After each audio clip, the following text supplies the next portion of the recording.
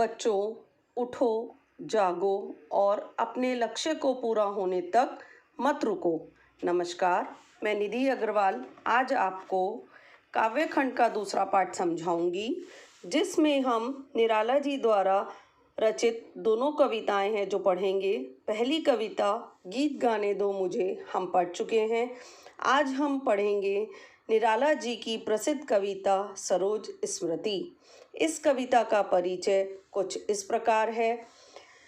सरोज स्मृति हिंदी काव्य साहित्य का पहला शोक गीत है।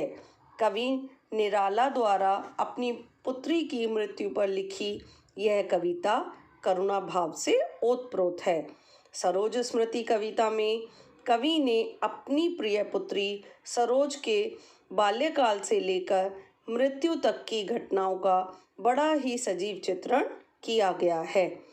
इस कविता में भाग्यहीन पिता का संघर्ष, समाज से उसके संबंध, पुत्री के प्रति कुछ न कर पाने का दुख भी प्रकट हुआ है।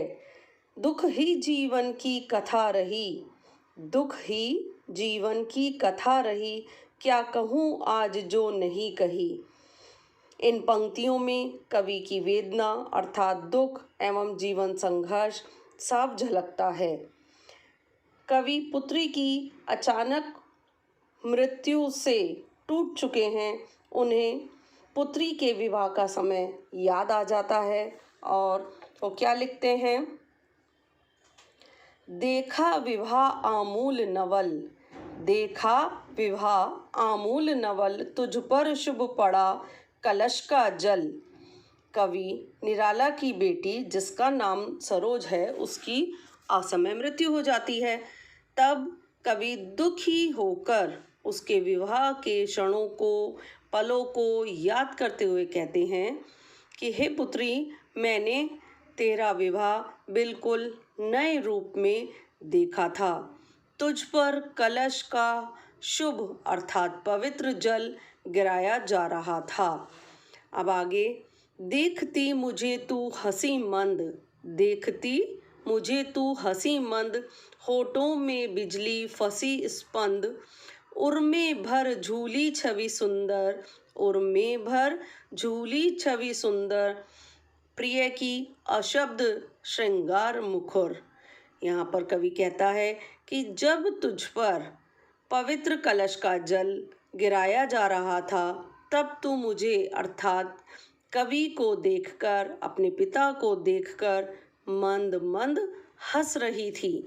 तेरे होठों पर बिजली जैसा कंपन था और उर्मे भर झूली छवि सुंदर प्रिय की, और हृदय में प्रियतम की छवि झूल रही थी, जिसे अभिव्यक्त करना असंभव था। कवि को पुत्री में अपने पत्नी की छवि नजर आ रही थी। फिर वो आगे क्या कहते हैं। तो खुली एक उच्छ्वास संग, तो खुली एक उच्छ्वास संग, विश्वास स्तब्ध बंध अंग अंग, नत नयनों से आलोक उतर, कापा अधरों पर थर थर थर। कवि कह रहा है कि तू खुली एक उच्छ्वास संग, कि मेरी पुत्री तो अभी बहुत छोटी थी, देखते ही देखते इतनी बड़ी हो गई। उच्छ्वास अर्थात गहरी सांस। जैसे हम गहरी सांस लेते हैं और उसको छोड़ते हैं तो वो एकदम से फैल जाती है। तो कवि ने यहाँ पर वही कल्पना की है कि मैं जिसे अभी तक छोटी समझता था, वह पुत्री मेरी अचानक विवाह योग्य हो गई। उसको यह जानकर विश्वास नहीं हो रहा था। यह सोचकर कि मेरी पुत्री विवाह योग्य हो गई है, वह स्तब्ध सा रह जाता है। आगे, तेरे झुके हुए नैनों अर्थात नैनों से प्रकाश फैल रहा था और तेरे होठ कांप रहे थे। ऐसा प्रतीत हो रहा था जैसे तू कुछ कहना चाहती थी और अपनी माँ की कमी तुझे दर्द दे रही थी, तो उसको महसूस कर रही थी। अंतिम पंक्तियाँ। देखा मैंने वह मूर्ति धीती, मेरे बसंत की प्रथम गीती, तुझे देखकर मुझे ऐसा लग रहा था। तुझे देखकर मुझे ऐसा लग रहा था कि मेरे जीवन के सुखी खुशी पलों का यह प्रथम गीत हो और तू ही मेरे प्रथम गीत की पहचान हो।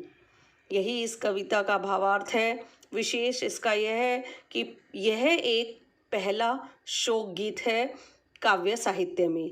खड़ी बोली पर आधारित है और छायावादी शैली में लिखा गया है। बच्चों, इसका दूसरा अंश हम फिर पढ़ेंगे। आज के लिए इतना ही। धन्यवाद। बाय।